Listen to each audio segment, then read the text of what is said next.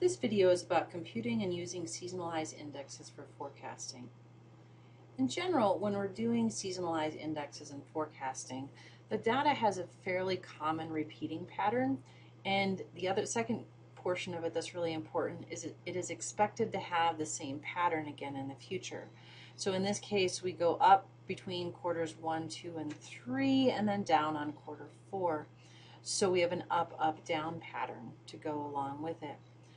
So it is true for all 3 years, and I don't expect anything different, so we could use this to predict next year's revenue. Unlike simple linear regression, this method adjusts the predicted values by quarter and can be more accurate.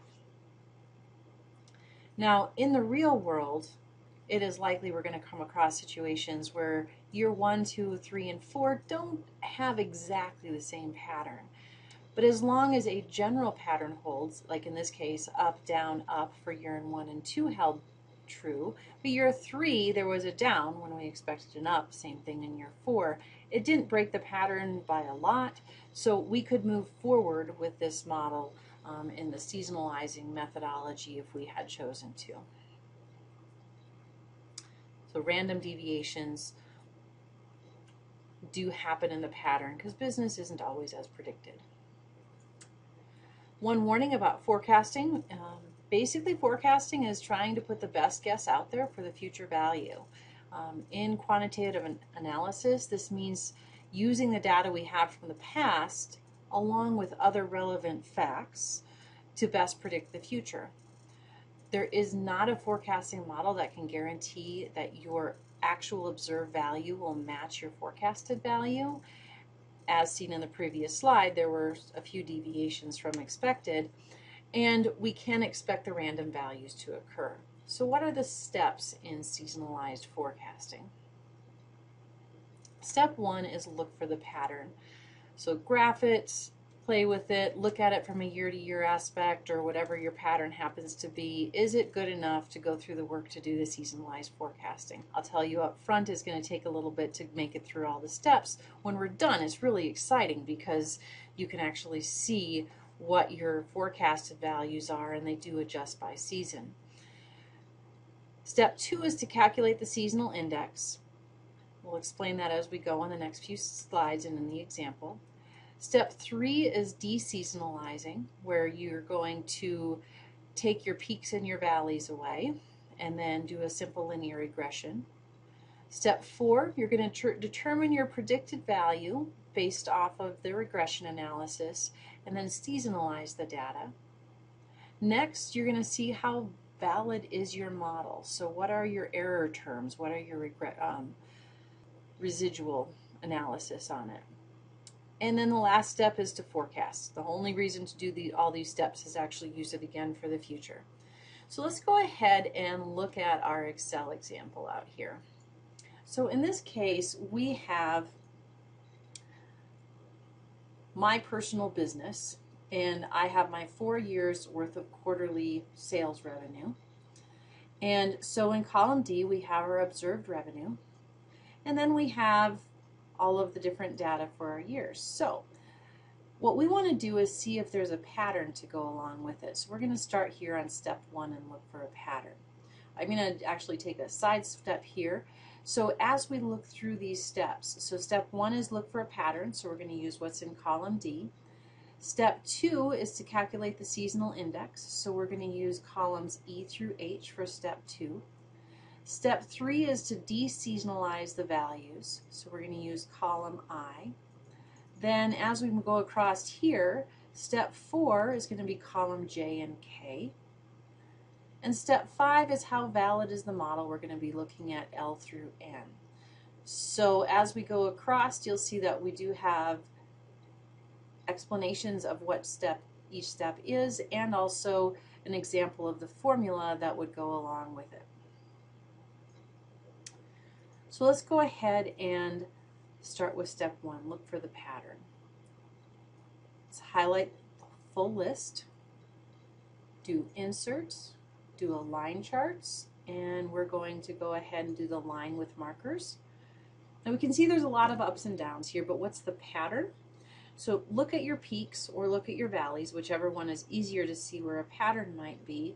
And so in this case, we have a peak at 4, a peak at 8, so peak at 12, and a peak at 16. So every 4, it has a pattern. So there's a 4-period moving, there's a 4-period average on this, which makes sense because we're doing quarter 1, 2, 3, and 4. So we have the patterns that are always going to be highest in the 4th quarter. I'm going to move this down to the bottom and we'll come across it later, so put that down here. So let's look at it from a year-to-year aspect rather than overall. So let's graph year 1. Highlight year 1. Insert a line chart for just the values in year 1. And then what we're going to do is we're going to add the other years onto this same chart. So we're going to go ahead and under Chart Tools and Design, it should already be open for you, and under Select Data, we're going to say we want Series 1. We're going to edit the name of it, and we're going to call that one Year 1. The next thing we're going to do is we're going to add year 2, 3, and 4. So let's add another series to it. We're going to call this series name Year 2. The series values that go along with it are there. Let's go ahead and do OK. Let's add year 3. So before we close this out and click OK, let's do Add. We're going to add year 3 and highlight year 3. OK, and let's add year 4 and highlight year 4. Do OK, and we're done with it that way. So we have quarters 1, 2, 3, and 4 along the bottom here. Now when we look at this, we'll see that year 1 had a down, up, up pattern. And it doesn't match the other 3 years. The other 3 years are very solidly up, down, up, up, down, up, up, down, up.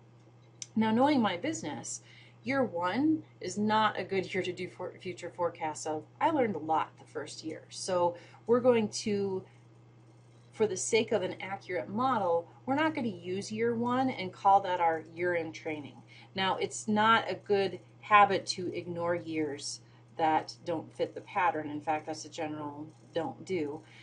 In this case, it's okay to eliminate year 1 because it doesn't represent what we expect the future to look like. I wouldn't dream of eliminating year 2, 3, or 4, even if one of them had a slight deviation to it.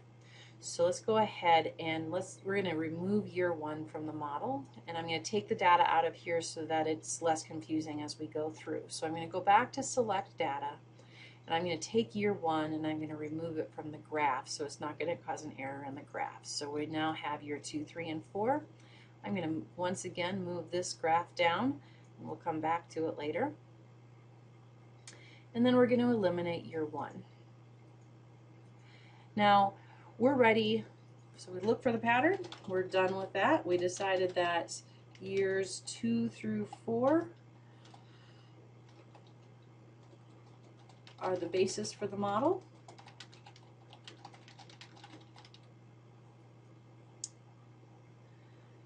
Now we're ready to move forward, but before we move forward, we have to say we need our time in here. Now these could be in years, months, other things like that, but what we need these to be is we always need them to be 1, 2, 3, 4, 5, 6, 7, 8, 9, 10, 11, wherever you end at. So we always need to start this one at 1. We're going to need that for later. So let's go ahead and move to step 2. We're going to calculate the seasonal index. So remember, calculating the seasonal index were these 4 columns. In this case, it's a 4-period moving average because we have 4 quarters. Now if this had been a yearly one where we had it by month, it might be a 12-period moving average. So it's okay to move that average. If you change that to 12, you would be taking the average of 12 cells in this column then. So because we're not doing that and it is a 4-period moving average, we're going to go ahead and stay where we're at right there. So what does this next section do? What does seasonalizing something do? When we seasonalize it, we're going to say, how does, and I'm going to pick on year 3, quarter 1, how does quarter 1 compare to the years that surround it? How does quarter 4 compare to those around it? So we're going to do a moving average down the list, and we're going to place that average in this column here. Now, one of the things that we have to know before we start this one is another set of rules that we don't necessarily need to know all the details on right now, but if you're not doing on a 4 period on a different one, you'd need to know what the rules were. So if the period is even, which it is in this one, we have a quarterly period of 4, you're going to divide the period in half and start in the cell next to that one. So quarter 4 is a period of 4. We're going to start in the second cell, which is quarter 2. So if it had been a yearly average by month, we would have started in the 12 divided by 2 is 6. We would have started in June. If the period is odd, like the pattern repeats itself every 3 years, the median of 1, 2, and 3 is 2. So you're going to start in the second cell. And so we are going to start in the second cell because of the rules along the top. So let's go ahead. So we want to do a rolling average. We want to take the 1 before it itself plus the 2 below it. So what is the average of the ones that are sitting around quarter 2? You come up with 31.75. So we're going to repeat that pattern all the way down. And if you hit on any of these cells and do F2, it'll show you what it is taking an average of. So 1 plus itself and the ones below it. When we get down to this one, we're still okay. But when you get down to the bottom ones, we start to include blank cells. So the bottom ones need to go away. So we're going to take the bottom ones out. Next thing we're going to do is we need to center the moving average. So in my comment from this one here, let's go ahead and get that comment back up here. We will need to center the value. Now, if the period was odd, like every 3 years, we could have just copied the value there. So if the period would have been odd, we would have just copied everything in here over one column and continued and been moving on fine. But we need to do an average. So to do this, we want to find the value that corresponds to quarter 3. So equals average of quarter 2 and quarter 3 in the moving average column. So column E, we're going to average those two. And you're going to copy that down. Remember, we don't need the bottom ones. So you'll see there it copied down okay, and here it copied down okay as well. There are 2 methods to copy in case you're wondering how I'm copying so quickly. If you're on this one and you Control C, you can highlight all the values and do Control V. That's one method. The other method is if these are blank, you can double click on the reference next to it. It will go all the way down to the bottom of your data series, and then you can just eliminate the ones in case it does one or two too many. All right. So we're still on the calculating the seasonal index. So what does this mean? Let's look at quarter 3. This means in quarter 3 we found ourselves at 26.6 thousand. If you take the average of those around it, using the methodology that we did, those around it are about 32,000. So we're a little bit less than average. So when you calculate this next column, you're going to take whatever's in D and divide it by what's in column F. And then you're going to copy that down. So in this case, because it's a ratio of the observed value divided by what's the average of those sitting around it, it's 82% of the values that are sitting around it. Same than quarter 4 is 120% of, so it tends to be higher then. So let's look at quarter 4. So quarter 4, we were at 42,000. The ones around it averaged 33,000. So we were above it, so about 120% is where we were at with that. We are just about ready to do our seasonal index right now, so we're going to go ahead and take quarters 1 through 4. I'm going to paste these down here in column 18 for the moment and move this up over here so it's out of the way. All right.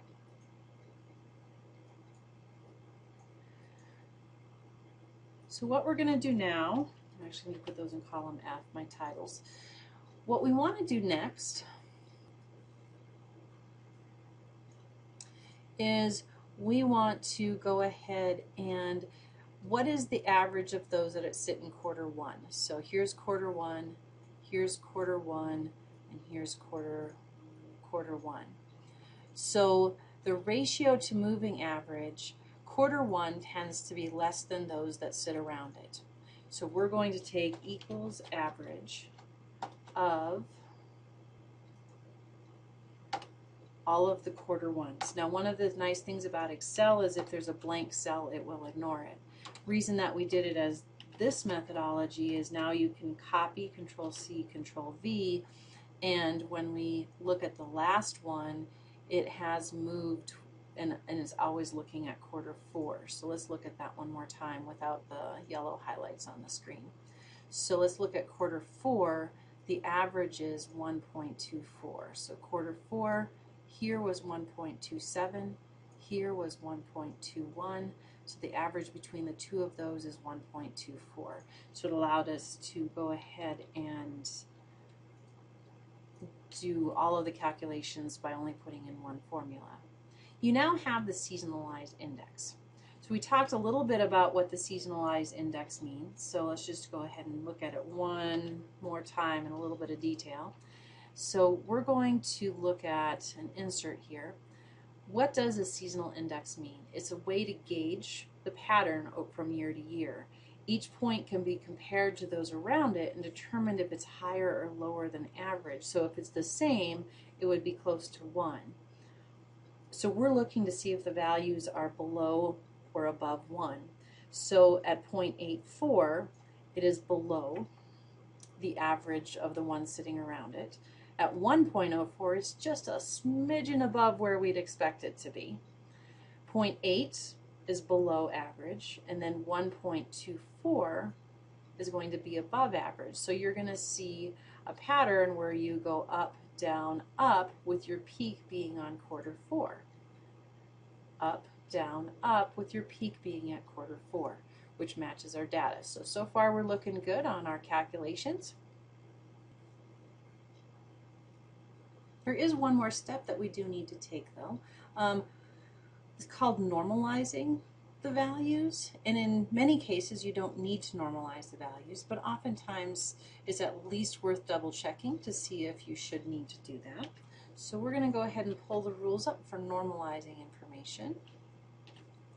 And so when you look at the seasonal values or the seasonal indexes, the question you need to ask yourself, does the sum of the seasonal index equal your period length? So in this case, our period length is 5. So the sum of the seasonal indexes should be, 4. So the sum of the seasonal indexes should be 4. So let's look at that. So let's go ahead and sum these, and we end up with, sure enough, 4.005. That's pretty darn close to 4. I'm going to delete that so I don't use it wrong in a little bit. So we're able to move forward without any more adjustments. If that wouldn't have been the case, if the sum of our quarters, so we were expecting to find 4, here's our quarters, when you add them all together we come up to 3.8. That is a little bit off from there. So you're going to need to normalizing them by multiplying by the number in your period length, so 4, divided by the sum there, and come up with the normalized quarter information. When we move, in this case, if you were going to move forward, you'd use these values to do the copying that we're about to do next. So we have now calculated the seasonal index. We're done. Now we need to deseasonalize. Well, before we deseasonalize, we need to copy our index from year to year. So we're going to copy, and so in year 2, we want to paste in the seasonal index's values. In year 3, we also want to paste as values. And in year 4, we want to also paste as values. So every quarter, first quarter has the same value, and every fourth quarter has the same one. So let's deseasonalize. What does deseasonalize mean? I can fit this all on the same screen, so let's go there. So with our observed value at 26.9, and I know that it's less than the ones that sit around it, so I know it sits in a valley. Let's go ahead and undo the valley a little bit. So equals column D divided by column H means that the value now is at 31. So we bumped that value up a little bit. Let's go ahead and then do the same thing for the next ones. Again, because this formula is ready to go, we can just double click and it'll paste it all the way down. So let's look at quarter 3 now. So quarter 3 was also in a valley, if you remember correctly. And so we started at 26,000. We know we're in a valley, so we increased it from 26 to 30. Our peak value is at quarter 4 at 42,000. And we knew that our seasonal index was at 1.24, so it's higher than average. We want to take that peak away, so we're going to bring it down to 34,000. By deseasonalizing the values before we go ahead and run a regression analysis, we're able to go ahead and make a better prediction because it takes those highs and low extremes out of the equation when it's doing the regression analysis. So let's go ahead. I'm going to throw this down just a little bit lower here. So we have deseasonalized the values. We are done with that one. It's time to come up with predicted values for step 4. So for step 4, the reason these two are colored the same is kind of that impact of when we do a forecast, we're doing it on deseasonalized values. So to do a forecast, for those of you in my class, you probably use PHstat. For those of you who aren't in my class, you can use data and data analysis. If you don't have this enabled on your computer, you're going to go to File, Options. You're going to go to Add-ins, and then you're going on Excel add-ins, click on Go, and you're going to click on the Analysis Tool Pack and both of the Analysis Tool Packs. I happen to use a Solver add-in for other features, so I'm going to leave that one checked and click on OK, and then you'll have a data analysis. If you're using a Mac, this isn't available to you, so whatever software you're using to run regression analysis, I would recommend doing that one. So let's look at this next one here. We're going to do data analysis, regression. We want to put in the area that we want to do our analysis on. So your Y range is your deseasonalized data. I don't know why I just put it in the X, but double check when it's doing the pieces to it. So put in your Y. Your X is your time. So we're going to predict the sales value based on the time. There are no labels in my data. And so we're just going to go ahead and click OK, and it is going to run it in a separate tab. For those of you who are not familiar with this output, I'm going to go ahead and run through 3 things. So let's go ahead. The R squared value is 0.88. The closer to 1, the better. What this symbolizes is that 88% of the variation in sales can be explained by knowing your X value, in this case time. So that's pretty good there. Our standard error, remember our values were in thousands, is about plus or minus 1.8 thousand. So we're good there. Then the significant F value is below 0. So those of you who aren't familiar with the e to the negative 6, that means 0.0. Basically there's 6 zeros before the 606, so it's a fairly small number. And then this one is also a very small number. So these are equivalent to p-values here. And so we have a very good model because all of them are less than, these guys are less than 1% and very, very tiny at that. So we're good. The equation that we can use is we can use it off of this one here. So we're going to Control-C, copy our equation over to our chart, and I'm going to copy it in at, actually I'm going to copy it in at 18. So we're going to paste as values. What does this mean? This means that for our equation, y is our constant of 28.96 plus 1.295 times our x value, which in this case is time. So our y-intercept and our slope.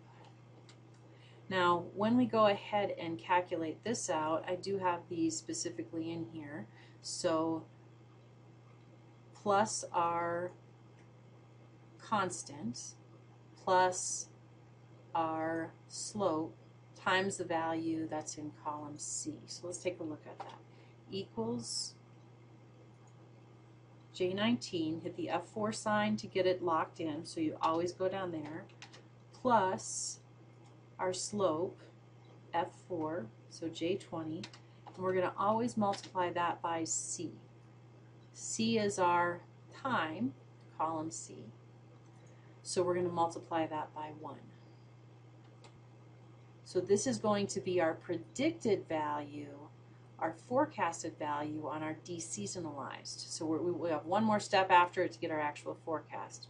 I realize it's a lot of work, but if you were doing this on actual sales and needing to know how many people you should have working and what sort of supplies you would be getting, the effort to do this would certainly be worthwhile in it. So we're going to go ahead and copy this one all the way down. So I'm going to use that double-click method to copy it down. So in this case, we have our deseasonalized adjusted forecast on here.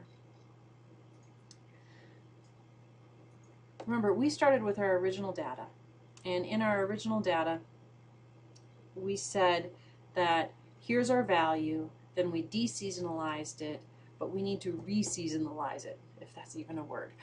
So we need to say, based on this, this is what I would expect to get back as an answer, and when I seasonalize it, I want to reduce that value from there. What you'll notice is when you deseasonalize the value, you divide by the seasonal index. When you seasonalize it, you multiply by the seasonal index. So thus, when we look at these two, we deseasonalize by dividing and we seasonalize by multiplying. So our predicted values are here. Let's take a look to see how accurate we were on it. So I'm going to scroll down to the bottom over here, and I'm going to pull up this chart that's sitting here at the bottom that we had looked at earlier. So on this chart, remember that was our observed sales? Let's go into design, select data.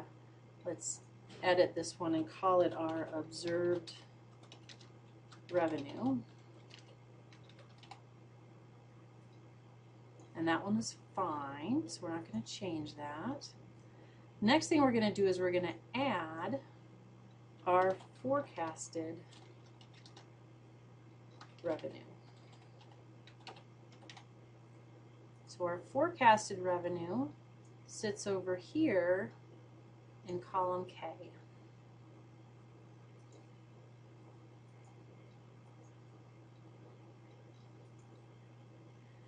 So looking at this, we're really looking at the fact that we are able to get the up-down pattern that we were looking for.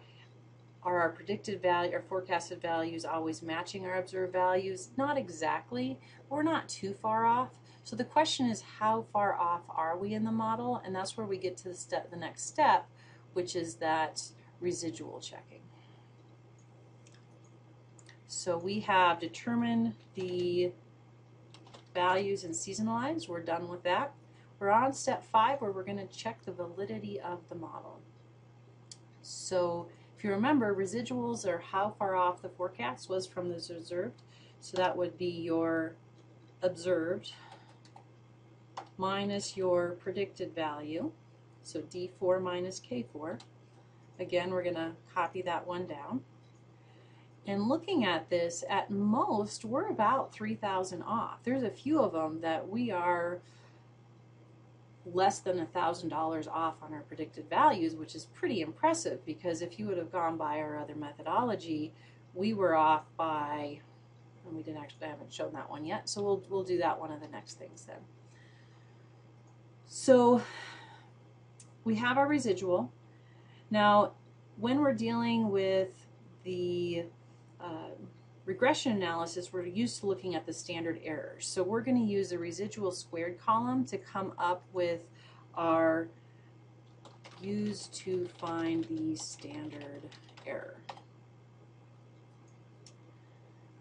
Our absolute residual is how far we're off. So these are just two different methods on how to see how far we are away.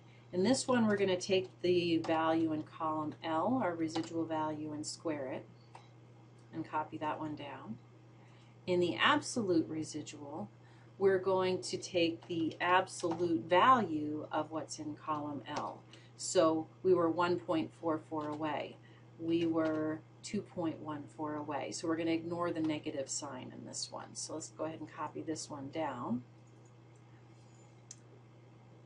And now what we want to do is we want to find the two values. So we want to find the standard error, and we want to find the mean absolute deviation, otherwise known as your MAD value. So how far are we normally away on average, and another way to figure out how far we are normally away. So let's go ahead and take the average of all the values in column M, take the average of all the values in column N. So our MAD value is 1.175. So this is our MSE value. For those of you who've done regression analysis, that is equivalent to this value right here.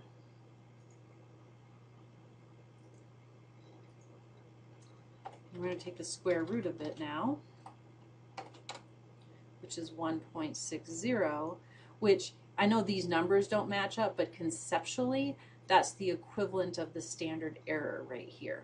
So after we seasonalized the data again, we actually, this one had an error of 1.79. We actually changed that standard error when we seasonalized it to a 1.6. So our seasonalized values are off by approximately plus or minus 1.6 thousand or plus or minus 1.17. So somewhere, but it's a pretty low value as how far we are off in our prediction. So if we're okay with being about $1,000 off, we can say that we're done with our model checking and that we are okay to use the model.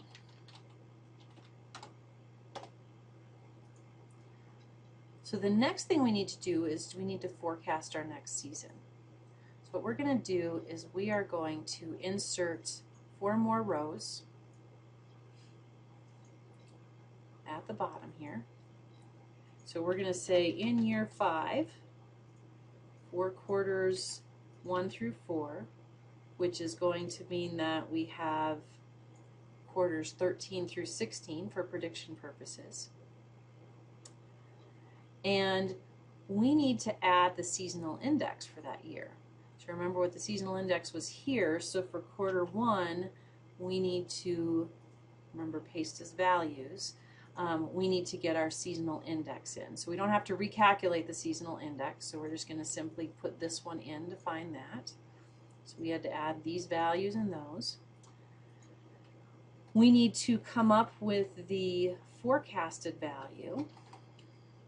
So to find the forecasted value, we're just going to continue copying this formula down. Remember, that's the deseasonalized one. So we need to seasonalize it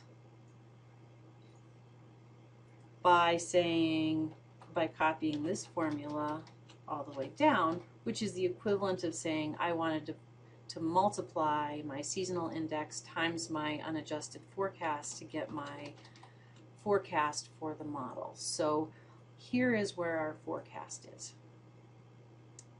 Let's go ahead and pull this one up here.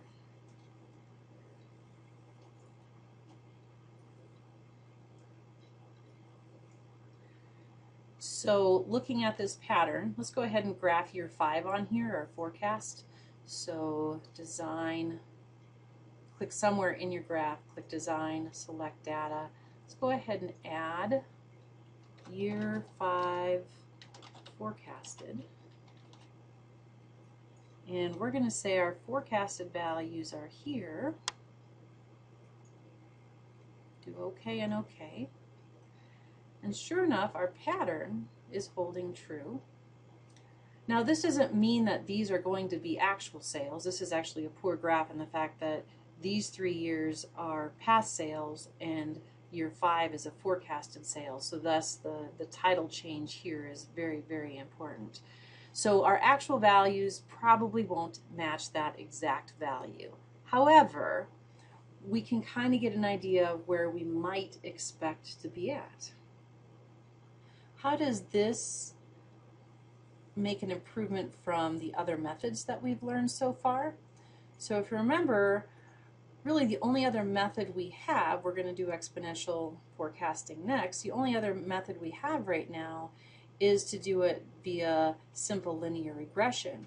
Had we done this model using simple linear regression, so for those of you who are interested in how much of an improvement this technique is, so we're going to do data analysis, we're going to choose regression, we're going to take our observed value, go here and make sure I did that right, there we go, observed, and we're going to use that with our time. There are no labels in it. So if we wouldn't have done this other model, we would have found that it's a 53%. The p-values on it still would have been less than 1%. But the problem with this model is that we could be plus or minus 6,000. The standard error is at 6,000. By doing this modeling, we removed our errors down to about a little over 1,000 to 1,500. So this is a very nice way to be able to do seasonal forecasting. Catch you on the next video.